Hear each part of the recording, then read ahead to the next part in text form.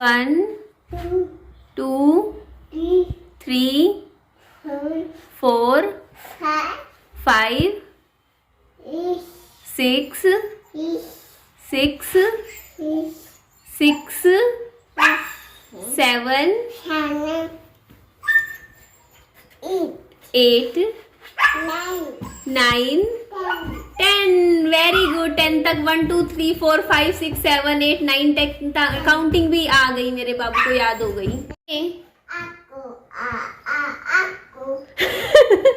ये पता है क्या बोल रहा है? एप्पल बोल रहा है। S A B C D E F ji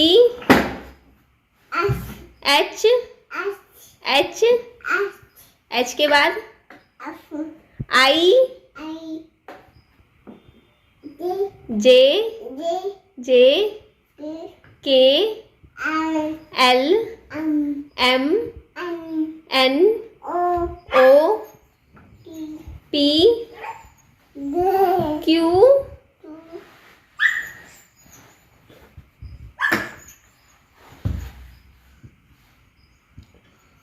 are. देखिए जी, माँ का प्यार। मैंने मम्मा को कहा मम्मा आज खाना कि में क्या दोगे, तो ये देखिए 2-2 कटोरी दाल रख देगी, इतनी बड़ी कटोरी दही की, चावल देखो। तो मैं थोड़ा सा मांगती हूँ, मम्मी मेरी थाली हमेशा ना जितना मैं मांगती हूँ उससे ज़्यादा भर के दे देते हैं और कहेंगे कि जितना खाए खा ले, बाकी छोड़ दियो। अब थाली में रखी हुई चीज़ तो फिर खाई जाती है ना, ये चीज़ होती है। कहते हैं ना कि माँ कभी गिन के रोटी नहीं बनाती। तो यहाँ पर देखिए, मैं मेरे बच्चे को ना खेल में लगाए रखती हूँ। जैसे बर्तन होते हैं ना, बर्तनों के साथ आपने शुरू से ही देखा है वीडियोज़ में मेरी कि विहान ना बर्तनों के साथ खूब खेलता था। तो अभी भी कई बार क्या होता है, मोबाइल की जिद करता है तो मैं विहान को मोबाइल ना दे के बर्तनों में लगा देती हूँ कि आज आपने बर्तन लिया। जैसे लड़कियाँ नहीं खेलती, छोटी छोटी लड़कियाँ होती हैं, बर्तनों का सेट होता है उनका, उनके साथ खेलती हैं। तो विहान को भी शौक है। और देखिए, एक पेरेंट के तौर पे माँ बाप को खुशी मिलती है जब उनका बच्चा, देखो ना, मेरे को इतनी खुशी मिलती है कि 2 साल का मेरा बच्चा 1 से लेके 10 तक इंग्लिश में पूरी काउंटिंग सुना देता है। अच्छा लगता है, क्योंकि मैंने नहीं सिखाई विहान को, मैंने एक शब्द नहीं सिखाया आज तक। ये मैं कई बार मेरे को भी एकदम से चौंका देता है कि अरे तेरे को किसने सिखाया, अपने आप। मुझे लग रहा है पापा जी आ गए आज, अभी सुबह 7 बजे हैं। खुला है पापा जी, दरवाजा खुला है। हाँ पापा जी, मिल गया। ये देखिए नानी का प्यार विहान के लिए। हम अभी ज़्यादा टाइम नहीं हुआ और मम्मा विहान के लिए मीठी वाली जो सेवियाँ होती है ना वो बना के लाई हैं। और ये बाजारू वाली है ना मम्मा, मैं लाई थी जो, वो वाली है। ये मेरी मम्मी ने घर पे कल कुछ डिश बनाई है, इन्होंने ना आटे की जोए करके इनको तल दिया, बेसन, ये बेसन की तली हैं। और यहाँ पे साथ में सेब है, विहान को जो पसंद आए वो खाए। तो उसकी विहान की थाली तो तैयार है। जस्ट अभी मैं नहा कर आई थी और कल शाम की बात आप सबके साथ शेयर करती हूँ। कल शाम को ना मैं बाहर घूम रही थी तो आंटी मिले, एक मुझसे पूछ रहे थे, बोलते आपके पति तो छोटी उम्र के थे, किडनी की बीमारी में तो मतलब लोग 10-10 15-15 साल निकाल जाते हैं, डायलिसिस पे भी निकाल जाते हैं 5-6 साल तो, और ऊपर से जो वो होता है ना किडनी बदली जाती, तो आपके पति तो 15 या 20 साल भी निकाल देते हैं। हमने सामने देखे हैं लोग ऐसे ऐसे जो 15-15 साल जी के जाते हैं और भी किडनी खराब होने के बाद भी। तो आपके हस्बैंड को किडनी क्यों नहीं दी थी, मतलब किसी ने किडनी क्यों नहीं दी, उनका ये क्वेश्चन था। तो मैंने उनको बताया था, मैंने उनको बोला कि देखिए किडनी तो मैं खुद देना चाहती थी, मैं सच बोल रही हूँ। मैंने, मेरे पति जब डायलिसिस से आए थे ना, क्योंकि जब डायलिसिस से आए थे उसके 1-2 दिन घर पे रहे थे, तो मैंने उनके सामने ये बात बोली थी। मैंने उनको बोला था कि ना सनी, मैं आपको किडनी दे दूंगी, मेरी किडनी लग जाए तो ले लेना। तब मेरे हस्बैंड ने बोला था मजाक में हंसते हुए, कहा था किडनी तो मैं तुझसे ही लूँगा, ऐसे करके। और मैंने ऐसे उनकी तरफ स्माइल करके देखा था। और जिस रात सनी गुजर गए थे ना, मतलब उस रात मुझे तो पता नहीं चला कि सनी जा चुके हैं, क्योंकि मैं एक्चुअली हॉस्पिटल में एडमिट थे मेरे पति, जैसे सुबह 10-11 बजे एडमिट हो गए थे। और उनको मेरे को तो सामने से जैसे मैं पूछ रही थी सनी कैसे हैं, तो मुझे तो यही न्यूज़ मिल रही थी उस टाइम कि सही हैं, अच्छे हैं, आ जाएंगे घर। तो मेरे माइंड में तो कुछ ऐसा नहीं था कि सनी को मतलब ऐसी दिक्कत है, मतलब सनी बचेंगे ही नहीं। तो पहले तो मैं आपको ये बता देती हूँ कि ना उस रात ना मैं सर्च कर रही थी मतलब किडनी वगैरह के बारे में कि किडनी का ट्रांसप्लांट कैसे होता है, किडनी कैसे दी जाती है, क्या प्रोसीजर होता है, उसके बारे में पढ़ने लग रही थी। क्योंकि ना मैंने ये सोचा था कि देखो बुरी से बुरी कंडीशन इंसान के ऊपर आती है, उसमें अच्छे से अच्छा कोई क्या कर सकता है। अब उनकी किडनी खराब हो चुकी थी, तो किडनी देखो खराब किडनी ठीक तो नहीं हो सकती। तो मेरे को ये था कि अब इस चीज़ से आगे कैसे निकलना है मुसीबत से, वो सोचना पड़ेगा। अगर मैं भी रोना धोना बैठ गई, रोती रही, तो मेरे पति का आगे मुझे मजबूत बन के उनका इलाज करवाना है, उनको ठीक करना है, ये चीज़ थी मेरे माइंड में। तो मैं उस टाइम रात को सर्च करने लग रही थी। इवन चलो मैं कुछ बातें और थी जो मैं नहीं डिस्कस करना चाहती अभी, बट हाँ मैं सर्च कर रही थी क्योंकि मुझे था कि किडनी मुझे ही देनी है, ठीक है, सनी को किडनी मैं ही देने वाली थी। तो वही हॉस्पिटल सर्च कर रही थी, कौन सा डोनर होता है ये सब देख रही थी। बट हुआ क्या कि देखिए जैसे ना जब हमारा डायलिसिस होता है ना शरीर में, तो क्या होता है कि हमारा जो मशीन के थ्रू साफ किया जाता है। तो जब मशीन के थ्रू साफ करते हैं ना, तो कई बार क्या होता है ना कि आपका अगर शरीर कमज़ोर हो तो जैसे बैक्टीरिया होते हैं अलग अलग तरीके के, वो एकदम से आप पे हमला कर देते हैं, आपका शरीर अगर तैयार ना हो तो। और आप कभी भी सर्च कर लेना, जो डायलिसिस के जो पेशेंट होते हैं ना जिनकी किडनी खराब होती है, वो कभी भी ना किडनी फेलियर की वजह से नहीं जाते हैं। 90% केसेस में कार्डियक अरेस्ट की वजह से, हार्ट फेलियर की वजह से जाते हैं। क्योंकि ना किडनी का काम क्या होता है, खून को साफ करना, और वो हार्ट तक मतलब जो भी होता है हार्ट पंप करता है, तो दिक्कत वहाँ आ जाती है। तो हुआ क्या था सनी का कि उनको सेप्सिस हो गया था। मैंने पहले भी बताया था कि उस दिन अगर वो एडमिट होके घर वापस आते तो हमें आगे प्रोसीजर यही करना था कि किडनी वगैरह बदली जाती। उनको सेप्सिस हो गया था। सेप्सिस क्या होता है, एक तरीके का खून में इन्फेक्शन होता है जो कि डायलिसिस की वजह से हो जाता है। उनको डायलिसिस सूट ही नहीं करा, मतलब शरीर जवाब दे गया एकदम से। और उस जो सेप्सिस हुआ था उसकी वजह से उनको एकदम से कार्डियक अरेस्ट आ गया था, मतलब हार्ट अटैक, हार्ट बीट उनकी एकदम से बंद हो गई थी। और मुझे तो पता भी नहीं था, मतलब मैं अब ज़्यादा डिटेल में अंदर जाना नहीं चाहूँगी क्योंकि फिर वही है कि मेरे कई दिन खराब हो जाएंगे, मैं उन्हीं चीज़ों के बारे में फिर दिमाग में सोचती रहूँगी। इसीलिए मैं पास्ट की इन चीज़ों के बारे में थोड़ा कम सोच के प्रेजेंट में रहने की कोशिश करती हूँ। क्योंकि देखिए मैं ये सोच रखती हूँ कि देखिए जो खो दिया वो तो है मेरे दिल में है, लेकिन मैं अपने माँ बाप को देख के जी रही हूँ। मैं सोचती हूँ कि मेरे माँ बाप भी बुजुर्ग हैं, इंसान का किसी का कल को भरोसा नहीं होता, वो कब तक है मैं कब तक हूँ। तो जो है उनके साथ तो थोड़ा सा प्यार से रह लूँ, है ना। तो मैं अपना जो टाइम है अपने पेरेंट्स के साथ थोड़ा सा खुशी खुशी निकालने की कोशिश कर रही हूँ, ये बात है। तो इसीलिए बस अब आगे इस बारे में बस मैं अब और कुछ नहीं बोलूँगी क्योंकि मेरा दिमाग पीछे जाएगा फिर। और प्लीज़ आप सबसे रिक्वेस्ट है कि मैंने इस बारे में आपसे बात कर ली, लेकिन आप ना इस बारे में थोड़ा सा बस गॉड ब्लेस यू लिख दीजिएगा मेरे कमेंट सेक्शन में, और कुछ मत लिखिएगा। क्योंकि आप सबके और भी कमेंट्स फिर आते हैं ना कि अच्छा ऐसा क्यों हुआ था, वैसा क्यों हुआ था। तो मैं बहुत ज़्यादा फिर कमेंट्स पढ़ती हूँ ना कि तो मैं उन चीज़ों में और ज़्यादा चली जाऊँगी, जो मैं बहुत ज़्यादा मेरे कई दिन ख़राब हो जाते हैं पुरानी बातों को सोचने में।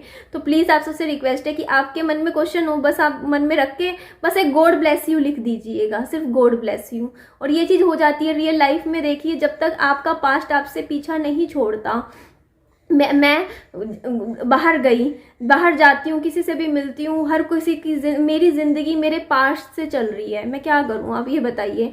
मतलब मैं सोचती हूँ लाइफ में मैं आगे बढ़ूँ, आगे लाइफ को लेकर चलूँ, कुछ अपने बच्चे के लिए करूँ, घर बनाऊँ, घर तैयार करूँ, नया सामान खरीद, कितना कुछ अपनी लाइफ में आगे बढ़ने की कोशिश करती हूँ, लेकिन दुनिया पीछे खींच देती है आपको। आप कुछ भी कर लो, मैं कहीं भी जाती हूँ आज के टाइम में, इसलिए ना एक तो होता है लोग आसपास वाले आपसे आज कुछ और बात कर ले, नहीं करते, कोई कुछ बात नहीं करता। हर किसी के मन में सिर्फ 4 क्वेश्चन होते हैं, वही पूछते हैं। अनजान बंदा भी पूछता है, जान पहचान वाला बंदा आज भी पूछेगा, किसी से 1 महीने बाद मिलने जाऊंगी तब भी वही क्वेश्चन पूछे जाते हैं। 2 महीने बाद मिलूं फिर से वही क्वेश्चन पूछे जाते हैं।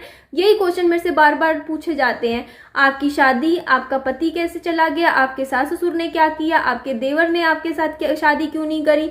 ये क्वेश्चन मैं फिर वीडियो में, मैंने एक बार ही वीडियो बनाया था देवर से शादी वाली, मेरे से लोग पूछते रहते हैं, आपका देवर उस टाइम शादीशुदा नहीं था, उसके साथ आपकी शादी क्यों नहीं करी। पड़ोस में हर एक इंसान, इवन बड़े से बड़े जो मतलब वो है ना एजुकेटेड लोग, पढ़े लिखे लोग भी मुझसे इस तरीके के क्वेश्चंस पूछते हैं, ऐसा क्या हुआ था। मतलब मुझे समझ नहीं आता कि मैं किसी से नॉर्मली मिल रही हूँ, मैं किसी से नॉर्मली मिलती हूँ, हाय हेलो करती हूँ, तो सिंपली ये सारे क्वेश्चंस पूछ लेते हैं। मतलब एक तरीके से आपकी पर्सनल लाइफ को खरोच खरूच के खोद के रख देते हैं और आपको समझ नहीं आता। और मतलब ऐसी लाइफ आपकी हो जाती है कि आपको ना इस सिचुएशन में मतलब मेरे पास कोई ऑप्शन ही नहीं रहता। मैं इसीलिए सब हर एक से कट ऑफ हो चुकी हूँ, मैं हर एक से कट ऑफ हो चुकी हूँ।